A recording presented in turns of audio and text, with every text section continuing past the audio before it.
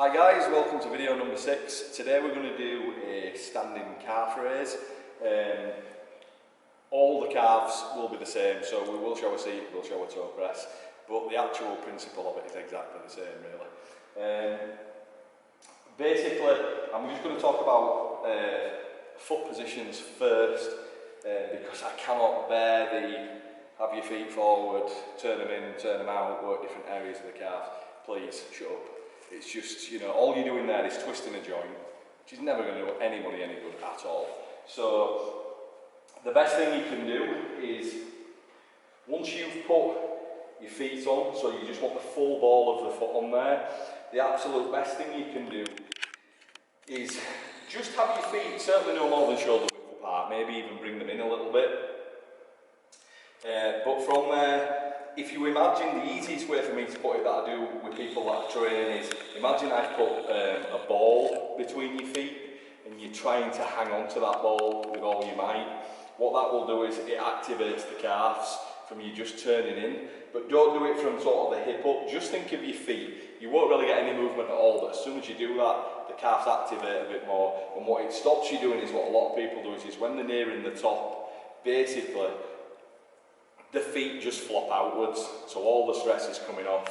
So try and just think of that, squeezing the ball, then it literally is as high as you can possibly go on the balls of your feet, and then controlling back down to an absolute maximum stretch.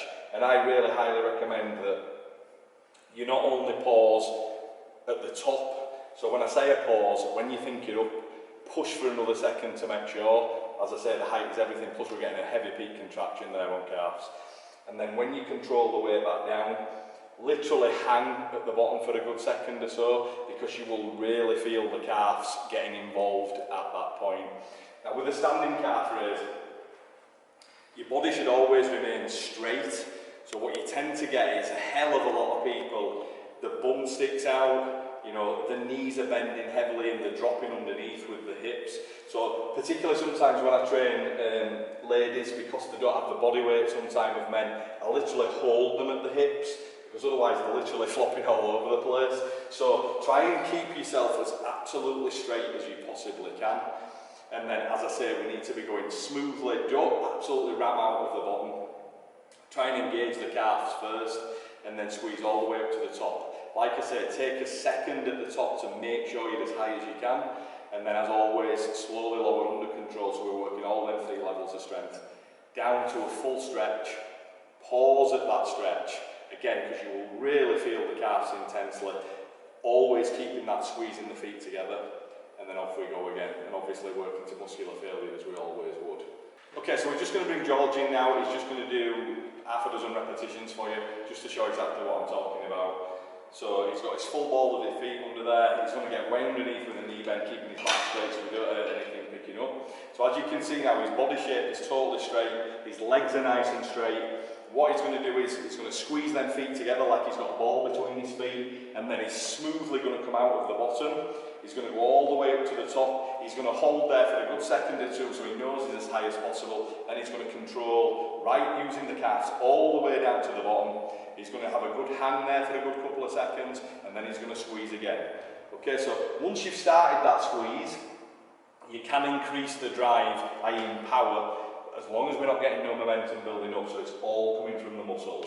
So he's squeezing, he's holding, everything's straight, and he's controlling down. He's keeping looking forward, try not to tuck your chin. Again, like anything else, when you're doing that, you tend to get where your body position's changing all the time. We need to try and keep you as straight as possible at all times. Okay, so we're going all the way up, we're holding, you can probably feel them already, can you, even just with that. So we're just going to do one more. Okay, so squeezing up, all the way to the top, huge flex, and slowly down. Cheers for that, George. And I don't know if you noticed there, but George's feet tended to be turned in a little bit, but before we did this we checked, that's kind of his natural stance, so that's absolutely fine. For me, my feet tend to slightly turn out, so that is where I put them when I put them on there. Don't, as I say, try twisting a joint. If you're doing the squeezing of the feet together like there's a ball between your feet, and then focusing on going all the way up, all the way down, your calves will be working 100% as much as they possibly can. And that's basically it for the standing calf. Okay guys, so what I'm going to do now is I'm just going to show you how you can do it on a block without a machine, because we're really conscious that particularly at the moment a lot of people are at home and not training at gyms. So again, like I said, we're going to cover everything on this channel, so we will talk about movements that you can do at home, so everybody can get involved. But I'm just going to show you with George now what you can do. This can be performed on a step in your house or anything that you've got that can just raise you up, so your foot basically can get a full stretch at the bottom. Simple as that. If you want to come in, George. So if you stand on, so what he's going to do is he's going to hold this post, but basically that is just for balance, so don't try dragging yourself up with that. But then he's going to perform the movement exactly like he did on there. So he's squeezing his feet together. If you do both first, mate, we'll talk about that after. So he's going to go all the way up to the top, he's going to squeeze, and he's slowly going to come down. Now, alternatives to that are, if you're particularly strong, what he's going to do now is he's going to take one leg off. Just before we do that, actually, George, I just want to point out, if we ever tell you to do anything particularly on legs, we'll talk about upper body, but particularly on legs like George now, he's going to do one leg. What you would do is stand on the block with both feet, then remove one. What I don't want to see is people, like they do on a leg press and sometimes on things like this, they get on and they put one leg in the middle.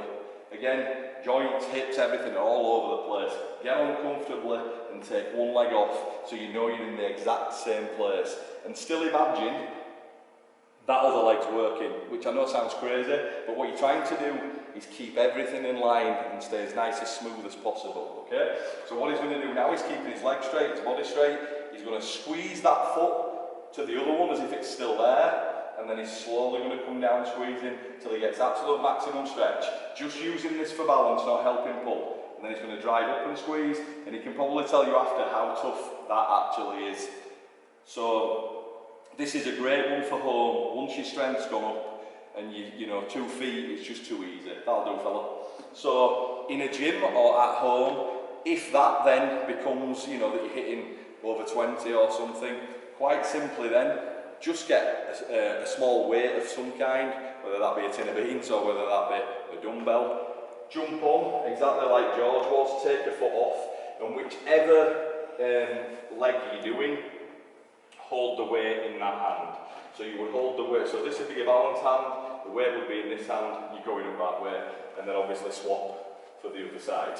And that will absolutely destroy your calves. As long as you're sticking to the form that we spoke about, the range of motion and the speed of the repetitions. I would, we'll get into reps at a later date, but certainly on calves, I wouldn't be going less than 10 reps.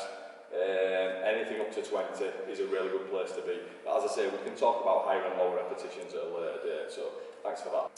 If you like the video, guys, if you can hit the like button, that would be great for us.